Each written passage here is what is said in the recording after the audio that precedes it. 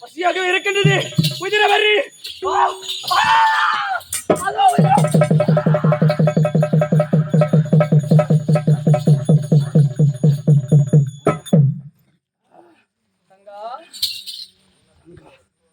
என்னை யார் என்று நினைத்துக் கொண்டிருக்கிறாய்? எனக்கு இப்பொழுதுக்கு குதிரவரி அடைக்க வேண்டும். தங்கா, வந்திருப்பது உன் அண்ணன். அண்ணனிடம் தெரியாமல் ஏதோ ஒரு கருத்து உருவம் வருகிறது. அந்த கருத்து உருவத்தை வெளிவிடும் என்று ஓடிட்டு வருகிறாய். என்ன செய்வது? நீயும் உன்னுடைய கணவரும் தவறை செய்து விடுகிறீர்கள். என்ன? நான் தவறு செய்தேனா? நான் தவறு செய்தேனா? என்ன தவறு செய்தேன்? நீ செய்தது தவறு, எத்தனையோ தவறு செய்து விட்டாய். சரி, உன்னுடைய கணவனை காப்பாற்றினி. அந்த பிரம்மகபாலம் அகலுவதற்கான உண்டான வழியை கூறினேன். அப்பொழுது உதிரை சொத்து வாரி இறைப்பேன். அந்த நேரத்தில் பிரம்மகபாலம் அகலும். அந்த பிரம்ம கபாலத்தை உன்னுடைய கரம் பற்றி எடுக்கக்கூடாது என்று உரைத்தேன். ஆனால் நீ கேட்டாயா? அது என்ன செய்து விட போகிறது என்று அந்த பிரம்ம கபாலத்தினுடைய கரம் பற்றி எடுத்து விட்டாய். இப்பொழுது பார்த்தாயா? அந்த பிரம்ம கபாலம் உன்னுடைய கையை பற்றி கொண்டது. ஆனால் அண்ணா, எனக்கு பசி, அதுவும் ரத்த பசி. இப்பொழுது எனக்கு ரத்தத்தை கொடு.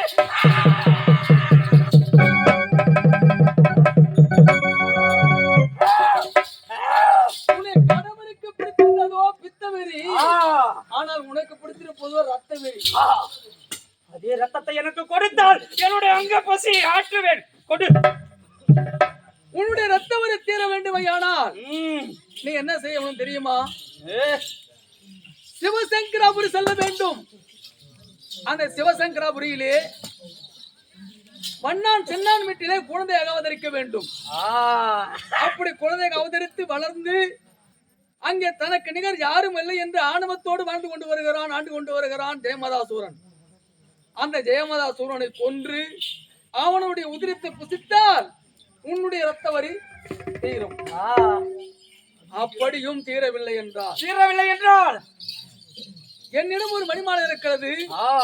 அந்த மணிமாலையிலே 100 மணிகள் இருக்கிறது. அந்த 100 மணிகளை தெற்கே கன்னியாகுமரியிலிருந்து ஒவ்வொரு மணியாக போட்டுக்கொண்டே வர வேண்டும். சரி, ஒரு மணி போடும் இடத்திலே ஒரு மலை தோன்றும், மற்றொரு மணி போடும் இடத்திலே மற்றொரு மலை தோன்றும், 99 மணி போடும் இடத்திலே அங்கு ஒரு மலை தோன்றும். அதுதான் 100வது மணி போடும் இடத்திலே அங்கு ஒரு மலை தோன்றும். மணியும் 100, மலையும் 100. அந்த இடத்திற்கு மலையனூர் என்றே பெயர். அந்த மலையனூரிலே வட்டப்பாறையிலே மல்லாக்க படுத்திருந்து பாமர மக்கள் கொடுக்கும் ஆடு, பன்றி, கோழி என முக்காவுகளை புசித்தால் உன்னுடைய ரத்த வரி தீரும். சரி, ஒருவேளை அப்படியும் தீரவில்லை என்றால் சரி, திரேதா யுகத்திலே நான் ராவணாதிகளை கருவறுக்க போகிறேன். அப்படி ராவணாதிகளை கருவறுக்கின்ற நேரத்திலே அவர்களுடைய உதிரத்தை புசித்தாலாவது உன்னுடைய ரத்த வரி சற்று தீரும். சரி அண்ணா, இவ்வளவும் சொன்னீர்கள். இப்படியெல்லாம் புசித்து ரத்த வரி தீரவில்லை, என்ன செய்வது? அப்படியும் தீரவில்லை என்றால் அடுத்த துவாபரகத்திலே வசுதேவருக்கும் தேவகி அம்மையாருக்கும் 8வது மகனாக கண்ணனாக பிறக்க போகிறேன். அப்பொழுது 18 நாள் சண்டையிலே மகாபாரதத்திலே முதல் நாள் போரிலே உன்னுடைய உருவ பொம்மையை வைத்து அங்கே போர்க்களம் நடத்த செய்வேன். அப்பொழுது அந்த போரிலே மால்பவர்களுடைய உதிரத்தை புசித்தாராவது உன்னுடைய ரத்த வரி தீரும். ஆனால் இப்போது எங்கே செல்ல வேண்டும்? சிவசங்கராபுரி செல்ல வேண்டும். அங்கே வண்ணான் சின்னான் வீட்டில் குழந்தையாக பிறக்க வேண்டும். பிறகு வளர்ந்து அந்த ஜெயமதாசூரனை அழிக்க வேண்டும். அண்ணா, இவ்வளவுதானே புறப்படுகின்றேன். அந்த யாகாரி வண்ணான் சின்னான் வீட்டிலே அங்கே காணியடா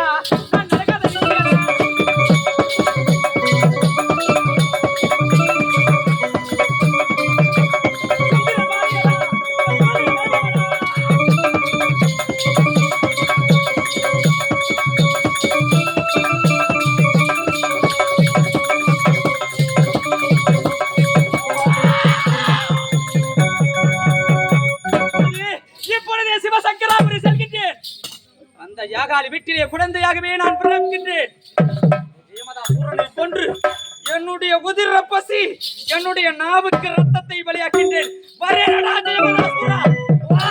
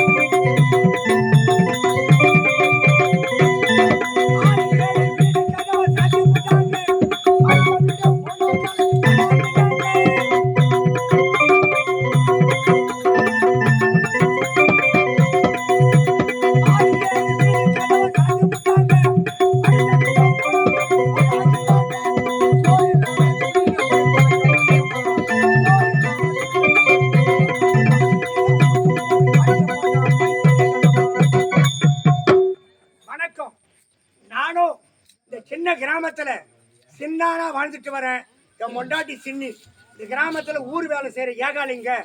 எங்களுக்கு நல்லது கெட்டது தெரியாது, நிலநீர் கிடையாது. ஊர்ல இருக்கிற நாடிதான் பிழைக்கிறோம். காலையில எழுந்தா சம்சாரி முகத்தில் தான் முழிக்கணும். எழுந்திருக்கிறது, ஊடு கூட போறது, அவங்க கொடுக்குற அழுக்கு துணியை தான் துவைக்கிறது, அதை கூட கொடுக்கறது, அதில் வர வருமானம் சாப்பிட்றது. காலையில் போனால் கூழ் போடுவாங்க, சாயந்தரம் போனால் சாப்பாடு போடுவாங்க. இதுதான் என் ஜீவனம், வேற ஒன்றும் கிடையாது. எங்கள் குடும்பம் ஒன்றும் பெருசு கிடையாது. முதல்ல ஒரு பொண்ணை கட்டினேன், பொட்டுன்னு செத்துட்டா. ரெண்டாவது ஒரு பொண்ணை கட்டினேன், பாதியிலே என்னோட ஓடிட்டா. மூணாவது தரம் அவர்கிட்ட கட்டின்னு பாடுறேன் பாரு பாடு. பெரியவங்க சொல்லி இருக்கிறாங்க, முதல்ல கட்டுறது தாரம், ரெண்டாவது கட்டுறது பாரம், மூணாவது கட்டத்தை வாரன்னு சொல்லி இருக்கிறாங்க. பெரிய மனுஷால பேசி கேட்டு, டே சின்ன வயசான காலத்துல சாகும் போது ஒரு டம்ளர் தண்ணி கொடுக்கறதுக்காவது ஒரு பொம்பளை தேவை. நீ வயசு வித்தியாசம் பார்க்காத ஒரு பொண்ணை கட்டிக்கினாப்புல. ஏதோ சம்சாரி சொன்னாங்களேன்னு சொல்லிட்டு அவங்க பேச்சு கட்டு கட்டின்னு வந்தேன். எழுந்திருக்க மாட்டேன்றா, சாப்பாடு செய்ய மாட்டேன்றா, ஊர் முகத்துல முடிக்க மாட்டா, வாசலுக்கு தண்ணி தெளிக்க மாட்டா. எழுந்திருக்கிறதுனமோ, பாத்ரூம்ல மாதிரி குளிக்கிறதுனமோ, பொட்டு பெருசா வச்சுக்கிறதுனமோ, டிவி எதிர உட்காந்து படம் பார்க்கறதுனமோ, அப்படியே உட்காந்துக்கிறான். ஏண்டின்னு கேட்டா போதும், அப்படியே கட்டை தூக்கி நீ ஏண்டான்னு கேட்கறான். அந்த அலையத்து நான் படுற பாடு கொஞ்சம் கொஞ்சமா கேட்கற பேச்சே கிடைக்காது. கேப்பாளா சொன்னா கேப்பாளா.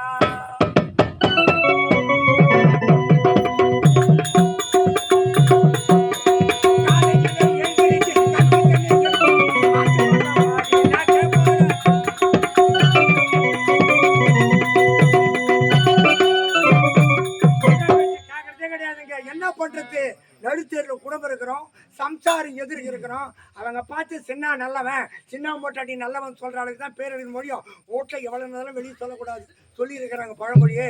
ஊட்டி இழப்ப வண்ணாமண்டு தெரியுவாங்க. ஆனா எங்க இழப்பம் தான் ஊரு பூரா காரி முடியுது. ஏன்னா வச்சுக்கின்னு படுற பாடு கொஞ்சம் நெஞ்சு இல்லை. என்னடா இப்போ கூட ஒன்று மிக்க போல. காலையில் எழுந்தேன், 2 மூட்டை துணி எடுத்தேன், அழுக்கு துணி எடுத்தேன் வச்சேன், 1 மூட்டை தொழிச்சு போட்டேன், இன்னும் 1 மூட்டை காரி மிஞ்சி கிடக்குது. ஏன்னா 4 வீட்டு கூழ் என் தலைமையில கொண்டு கரைச்சி கொட்டக்கூடாதா? என்ன பண்றா, ஏது பண்றா, நடையணுமோ, குழுக்கிறதுனுமோ, தழுக்கிறதுனுமோ, மினுக்குத்தினுமோ, என் ஞாபகமா அவளே கிடையாது. சரி கொஞ்ச நேரம் படுப்போம், வந்தா பாக்குறது. இன்னும் தொழிச்சு துணி ஒரு பக்கம் போட்டுக்கணும், தொழிலா துணி வீட்டுக்கு எடுத்துன்னு போவோம்.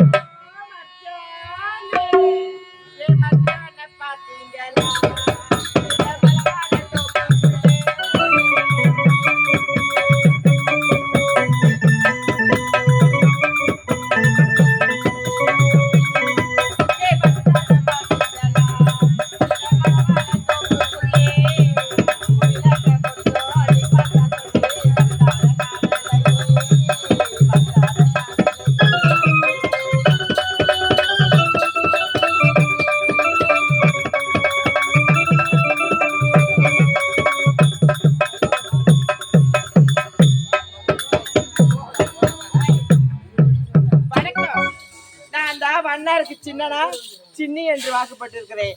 எங்க வீட்டுக்காரர் எங்க தான் போனாரு தெரியல. காலையில வந்தாரு அழுக்க மூட்டை தூக்கிக்கின்னு, எங்க தான் போனா எங்க தான் வரான்னு சொல்லிக்காம வரா. எங்க தான் குடிச்சிட்டு இருக்கானோ வந்து கிடக்குறானோ தெரியலையே. ஓ அண்ணா, எங்க வீட்டுல கீரை வர பாத்தீங்களா? ஊர்ல கீரை வரா? ஆமாண்ணா. இருக்கிறவரா? ஆமா. ஆமாம்மா, வந்தான். வந்தாரா? வந்தான். சரிண்ணா. துணி துவைக்கிட்டே வந்தாம்மா. வந்தாரு. வந்த உடனே பசின்னு கேட்டான். நான் ஒரு 300 ரூபா கொடுத்தேன். கொடுத்தீங்க? என்னமோ ஓயின் சாப்பாம. ஐயோ, நாங்க இப்ப கடை தொடங்கலையா, விழாக்களை விற்கிறான். அதை வாங்கி முறிக்கிட்டு அது மழை ஒரு மாதிரி பட்டுக்கிறான். அண்ணா 300 ரூபாய் கொடுத்தீங்களே, எதை வச்சு 300 ரூபாய் கொடுத்தீங்க அவனுக்கு? ஒன்றை பார்த்துதாம்மா, எதை? முகத்தை பார்த்தான் கொடுத்தேன். அண்ணா அவனை விட்டு நான் வாழ முடியல, சாவ முடியல அண்ணா. அவனை விட்டு என்ன ஓடல அண்ணா. ஊரை விட்டு நானும் ஓடலாமண்ணா, என்ன ஓடலாம்.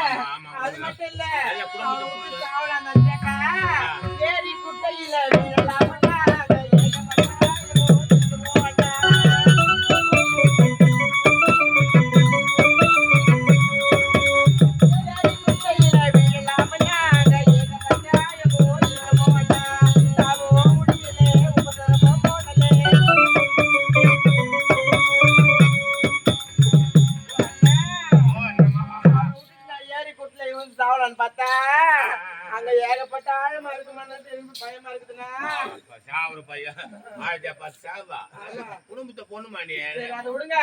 எந்த பக்கம் நான் போனாவன் போத பாத ஒத்தடி பாதையா போனா போனாக்க அங்க ஒரு மரம் இருக்கும். ஆமா, வேப்ப மரம். வேப்ப தாண்டி போ, அவன் மூட்டு மேல ஏறி பாத்துனா அவன் குஞ்சு மறைக்க பட்டிருப்பான். நம்ம தப்பா நினைக்காதம்மா, அந்த கோழி குஞ்சு மறைக்க பட்டிருப்பான். மறைக்க பட்டிருப்பாரு. ஆமா, தேடி பாக்குறேன்னா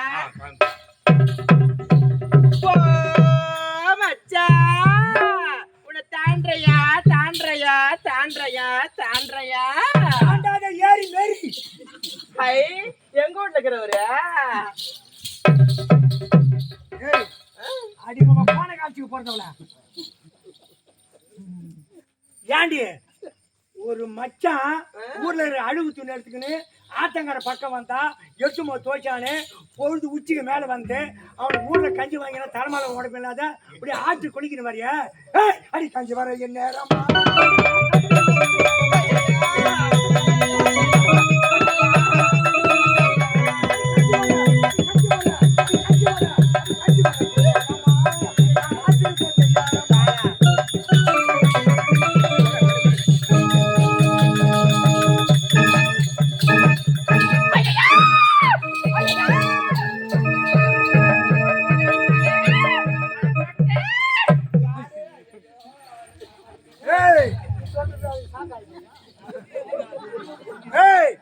அடிக்காம ஓட்ட தக்காளிய ஒரே கூட்டுறியா? அங்க யாரு இருக்கிறாங்க?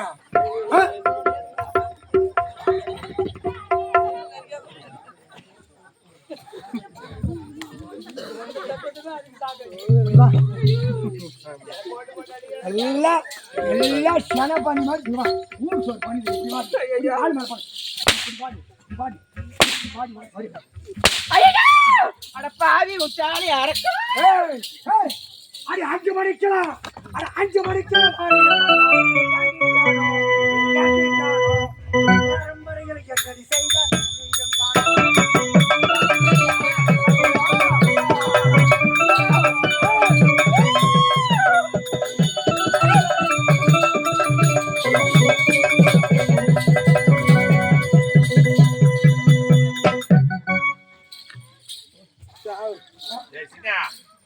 பாவம் அந்த பொண்ணை நோவாளி மாதிரி பொண்ணை போட்டு அடிக்கிறீங்க.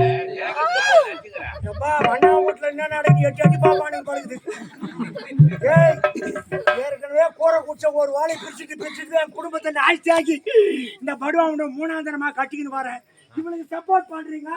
இல்ல பாவம் பதுவாம குழந்தை போட்டு யோ பாருங்க பட்டு பொட்டுன்னு போயிட்டானே ஏன் பண்ணுவீங்க என்னடா? பல இடத்துல பட்டு பொட்டுன்னு இங்க போயிட்டான் வா. என்ன ஏய், இந்த ஆள் யாருமா?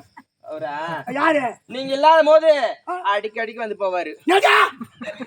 ஆமாம்பா நீ யோ இல்லாம நான் தான் தண்ணி ஊத்துறது உன்னை தேடி வருவாயா? என்ன தேடியா? ஆமா ஆமா தப்பா நடிச்சுக்காத. ஐயோ, பொட்டுன்னு போட்டிருக்கோம் உயிர். போட்டோம் லோன் கொடுத்துருக்கும்பா வேற ஒண்ணும் கிடையாது நீ லோன் கொடுத்துக்கியா?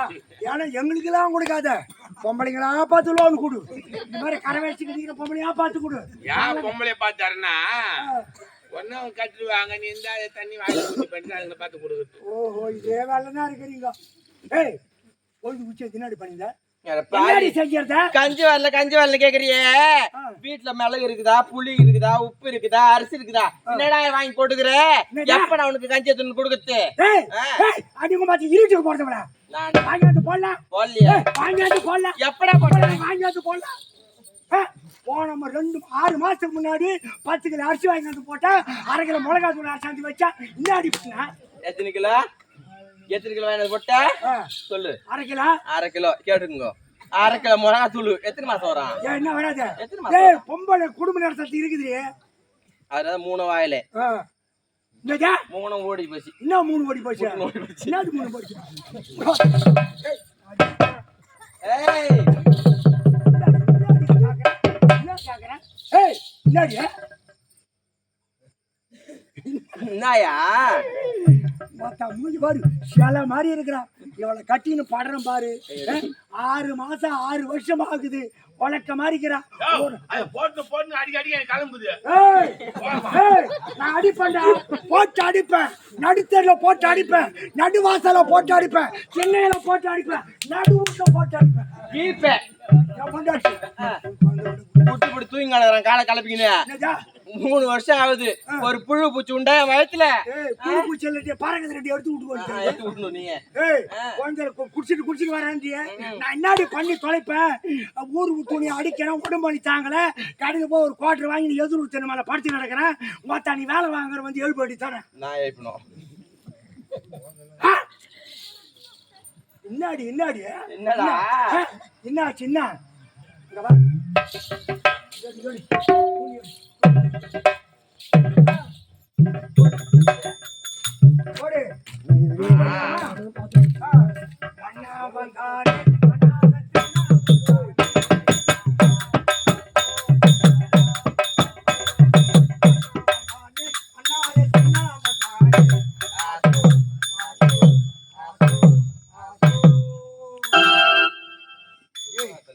துணி துவைச்சு இருக்கிறோம். இந்த பக்கமும் மோளுக்கு குரல் கேக்குது. காரசேடி பக்கமா மச்சான் உனக்கு கேட்டுதா? என்னதான் பண்ணிக்கிறீங்க? எனக்கு கேட்டுது. உங்களுக்கு கேட்டுதா? ஆமா மச்சான். என்ன தெரியல. இருக்க துணி பிரிச்சு பாரு. அது உள்ள போய் என்ன பாக்கற மச்சான் பாக்கற.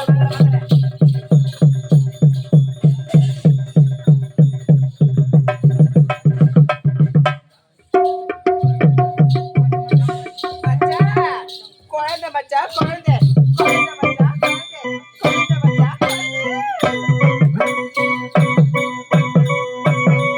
நான் தான் குழந்தையா? ஏய் உன்னை யார் சொன்னது குழந்தைன்னு?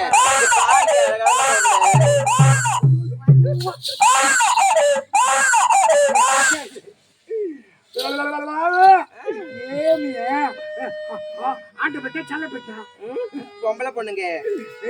ஏன்னா சந்தேகம் பார்த்தா காலிலும் தலைவரும் தடவி பாரு.